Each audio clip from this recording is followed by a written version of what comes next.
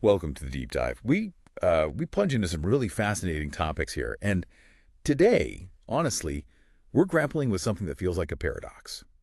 How can an entire industry built on what looks like selling nothing be worth billions, billions of It's dollars? pretty mind-bending. Yeah. We're talking virtual land, digital clothes you can't actually wear, these Yeah. unique digital tokens, all traded like real physical stuff. Exactly. And it really makes you question what value even means anymore. So our mission today really is to unpack this whole idea, the business of selling nothing. How digital scarcity is fueling this huge industry. We want to get into the forces behind it, the tech, sure, but also the human psychology, which is surprisingly familiar, and what it tells us about value itself. Okay, so owning nothing, Mm. intangible goods, no physical form. But somehow owning them is not just possible, it's super profitable. Virtual land, like you said, avatar fashion, and NFTs, non-fungible tokens. The trading is intense. So what changed? How did this nothing suddenly become such a valuable something? Well, what's really striking is how fast it moved from, the fringes to the absolute mainstream. For ages, digital ownership was pretty niche. Gamers, hobbyists, that sort of thing. But now, you've got global investors paying attention, huge companies, Samsung, Adidas jumping in, millions of consumers. Right. It went from this kind of quirky novelty to a really serious economic force. And it seems to rest on like three main things happening at once. You've got the big leaps in blockchain tech, the psychology of ownership, which hasn't really changed, and just how much more of our lives happen in digital spaces now. So it's not just one piece of tech. It's technology plus human behavior plus, well, where we spend our time online, which makes you wonder, where did this whole digital ownership thing even start? Was it always about money? Or did it come from somewhere else? Oh, it goes way back, further than most people think, actually. Late 20th century. Think about those early online role-playing games, MUDs, multi-user dungeons. People were already exploring user-driven economies, collecting virtual items in those spaces. Right, like virtual swords or gold pieces, Several. meaning something within the game. Exactly. Then came platforms like Second Life, early 2000s. That was maybe the first big step where users were trading virtual real estate using actual real money. Yeah. That really started to blur the lines, between the virtual economy and the real one. Okay, Second Life buying virtual land with real cash. I remember hearing about that. Yeah. But it still felt kind of niche, right? What was the catalyst? The thing that really blew it up into this multi-billion-dollar thing we see now? That would be blockchain, no question. And the real pivotal moment, I'd say 2017, CryptoKitties. CryptoKitties. The digital cats. The very same. It wasn't just a cute game. It was built on the Ethereum blockchain. You could collect, breed, trade these unique virtual cats, and each one was an NFT. That's what pushed NFTs into the public eye. And then things really accelerated. Oh, massively. By 2021, NFTs were suddenly this huge cultural and financial thing. You had Beeple's artwork selling for, was it $69 million at Christie's auction house? Just staggering. 69 million. For a digital file. It still sounds completely wild to a lot of people, myself included sometimes. And right around then, Facebook changes its name to Meta. Big public commitment to the metaverse. Yes. So suddenly owning digital stuff, this selling nothing, it wasn't just a weird niche anymore. It was a global headline. Absolutely. That Meta rebranding in 2021, that was huge for legitimizing the space. It was basically a signal to big companies, to investors, that this might be the next big thing in digital interaction and commerce, not just a passing fad. Okay, you mentioned blockchain, and NFTs are key here. Let's dig into that. If I buy some nothing, a digital item, how do I know it's mine? How is it not just a copy anyone can make? Where's the proof? That's the core problem blockchain solves, right? Think of the blockchain as this distributed, unchangeable public record book, a decentralized ledger. Because it's shared and secured cryptographically, nobody can secretly alter it. It provides that verifiable proof of who owns what and that it's authentic. Okay, so the ledger tracks ownership and NFTs. NFTs, non-fungible tokens, are the specific entries on that ledger. They're unique digital assets verified on the blockchain network, usually Ethereum using standards like ERC 721 or 1155. And the key word is non-fungible. Unlike, say, a dollar bill or Bitcoin where one is the same as another, each NFT is totally unique. It can't be swapped one for one. So it's like owning the original Mona Lisa versus owning a print of it. Exactly like that. There's only one original, verified on the blockchain. Lots of copies might exist visually, but only one token proves ownership of the original digital asset. So the code itself, the programming, enforces the uniqueness, the scarcity. That's hard to wrap your head around sometimes. The ownership rules are baked right into the digital thing itself. Precisely. That's the power of smart contracts. These are basically bits of code that automatically execute the terms of an agreement. They're stored on the blockchain too. They define the NFT's attributes, who owns it, its history, everything. And this lets you create digital scarcity that works a lot like physical scarcity, limited supply drives value. But you also get programmability and perfect tracking, which physical items don't have. Can you give an example of that engineered scarcity? Sure. Think about virtual real estate platforms. Decentraland, the Sandbox are big ones. They create these virtual worlds with a finite number of land parcels you can own. Well, That number is set in the code, so these digital plots, they're inherently scarce because the supply is literally limited by the software, and they gain value, much like physical land, but without any physical limitations. right. Location, location, location, but virtual. It's fascinating what people are actually buying. So if someone listening wanted to get involved, where do they even go to buy or sell this digital nothing? What are the main marketplaces? Well, there are several key platforms. Decentraland, which launched back in 2020, is a big one for virtual land. You buy, sell, develop plots using their token, MANA. Big companies like Samsung, even Sotheby's, the auction house, have set up shop there, hosted events. Wow, Sotheby's. Okay. Yeah, and some land parcels have sold for, over $100,000. Then you have the Sandbox, also huge, backed by Animoca brands, lots of ties to big names. Snoop Dogg, Atari, Adidas have virtual land there. Those partnerships and celebrity endorsements really drive land value and make it a top destination. And what about for trading the NFTs themselves, the art, the collectibles? Where's the main action? Oh, that's overwhelmingly OpenSea. It's the dominant NFT marketplace by far. Something like 90% of all NFT transactions happen there. It's the central hub, really. But you also have others like Rarible, Super Rare, Nifty Gateway.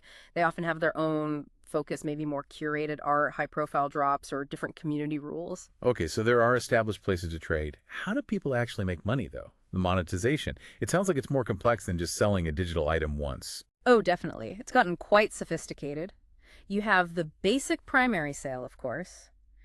An artist or brand sells an NFT art, a collectible, virtual sneakers. That first sale can be worth a lot, especially if there's hype or a celebrity involved. Right. But here's the really interesting part. Secondary market royalties, those smart contracts we talked about, they can be programmed so the original creator automatically gets a cut, say 5% or 10%, every single time that NFT is resold later on. Wait, every time. Forever. Potentially, yes, as long as it's traded on supporting platforms. That's a massive shift from traditional art or music markets where creators rarely see a dime from secondary sales. It changes the economics for creators. Wow, okay, that is a game changer. Yeah. And then you mentioned virtual land speculation. Yeah, that's big too. People buy digital plots hoping the value goes up, just like real estate. Some then develop it, build virtual stores, galleries, concert venues to try and increase its value further. And the big brands getting involved, like Nike or Gucci selling digital fashion. Exactly. That's about branded experiences. People buy these exclusive digital items for their avatars to, show off their style, signal status, or feel part of a brand community online, just like in the physical world. Huh. So digital status symbols. Pretty much. And beyond items, you have revenue from experiences, virtual concerts, classes, immersive games, all driving spending within these platforms. And the projections are pretty wild. Some market research suggests just the virtual real estate part could grow from maybe $500 million now to over $21 billion by 2031. 21 billion. Yeah. For virtual land. Yeah. It tells you this nothing is expected to be worth a whole lot of something. Which brings us back to the why, doesn't it? Why do people spend real money on this stuff? It feels, well, illogical to some, but it must tap into basic human psychology. Absolutely. It connects directly to motivations we've had forever. The desire to signal wealth, status, belonging. We do that through ownership. The digital world just gives us new ways to do it, new forms of conspicuous consumption, especially within online communities where your digital stuff shapes your reputation. So your digital identity is built partly by what you own online. Your avatar, your items. Increasingly, yes. People curate their digital personas. Think about something like the Bored Ape Yacht Club. Yeah, the monkey pictures. Right. Buying one wasn't just about getting a digital image. It was about getting access, exclusivity, membership in this digital club, prestige. A very expensive digital club. Extremely. And then there's the huge speculative pull. We can't ignore that. The chance to make big money flipping NFTs or virtual land. That's driven by classic FOMO, fear of missing out. You see someone else make a fortune, you think maybe you can too. Right, the get-rich-quick appeal. For sure. And what makes it maybe even more intense than traditional markets is that this stuff is global. It's accessible 24/7 on these platforms. The pace is relentless. It's like an always-on casino in some ways. Okay, so there's huge enthusiasm, massive potential numbers being thrown around, but there's also a lot of criticism, right? Volatility, scams, the hype maybe not matching reality feels like real debate. Oh, absolutely. A huge debate. And the skepticism is well-founded in many areas. One major point is the sheer volatility. After that peak in 2021, NFT sales absolutely crashed down over 90%. Many of those high-flying collections lost most of their value practically overnight. Ouch. Yeah.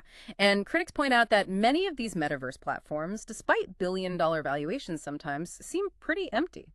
Low daily active users. Is it just hype? So maybe not as many people are actually using these spaces as the valuations suggest. That's the argument. There's a real concern that a lot of the market value is just speculation, people betting on future price increases rather than based on genuine use or demand for the actual product or experience. And the regulation aspect, or lack thereof. That's another big one. The rules are still being figured out, which leaves the door open for fraud, scams, people stealing artwork and minting it as NFTs, copyright issues everywhere. Right, and you hear the comparisons. The historical bubbles, yeah. The Dutch tulip mania is the classy one. Critics say, look, this is just irrational exuberance, a temporary madness, it won't last. Okay, that's a pretty strong case from the skeptics. Yeah. So what do the advocates say? How do they counter the crash, the empty platforms, the bubble talk? Well, they push back strongly. Their main argument is perspective. This is just the very beginning of a massive shift, like the internet in the early 90s. Clunky, slow, not clear what it was for yet. Exactly. They say, yeah, there are limitations now, blockchain speed, VRR headsets aren't mainstream yet, but those are technical hurdles being solved. And they really emphasize generational differences. Younger people, Gen Z, Gen Alpha, they grew up digital. For them, virtual items, digital identity, they're just normal, part of life. They see real social and economic value in intangible goods in a way older generations might struggle with. So the cultural acceptance is growing from the ground up. That's the idea. And it's not just kids playing games. You mentioned enterprise adoption earlier. Right, companies using NFTs for supply chains or digital twins. Yeah, serious business applications, verifying product authenticity, managing digital records, virtual collaboration tools. That points to utility beyond just collectibles or speculation. So the argument is, don't judge the future internet by looking at dial-up modems. Kind of, yeah. They draw that parallel explicitly. The early web faced tons of skepticism. It's a fad. No one will shop online, and look at it now. They believe these digital ecosystems, the metaverse, NFTs, could become just as fundamental to tomorrow's economy. So where does that leave us? Looking ahead, what's the actual outlook for this whole business of selling nothing? Sounds like nobody really knows for sure. Honestly, forecast is all over the place. It reflects that deep uncertainty. You see some analysts predicting things will cool down, maybe stabilize at lower levels. Others are projecting truly exponential growth. McKinsey, for instance, put out a report suggesting the whole metaverse economy could hit $5 trillion by 2030. That includes virtual goods, services, experiences, everything. 5 trillion, that's enormous. It is, but then you have major institutions like the Bank for International Settlements waving caution flags, warning about the risks of these super speculative, mostly unregulated markets, potential for systemic problems. So massive potential versus massive risk. What seems certain, though, is that this whole phenomenon is forcing us to rethink what value even means. That, I think, is undeniable, regardless of which forecast turns out right. The digital economy isn't just copying physical markets online. It's actively changing the rules, offering totally new ways to create value, to trade it, to experience ownership. It really pushes that fundamental question, where does value actually come from? Yeah. And that's the core takeaway, isn't it?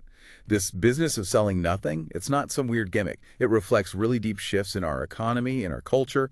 It shows how technology, like the blockchain, combined with basic human psychology, our desires for status, belonging, community, can literally create new forms of value out of thin air, or rather out of code.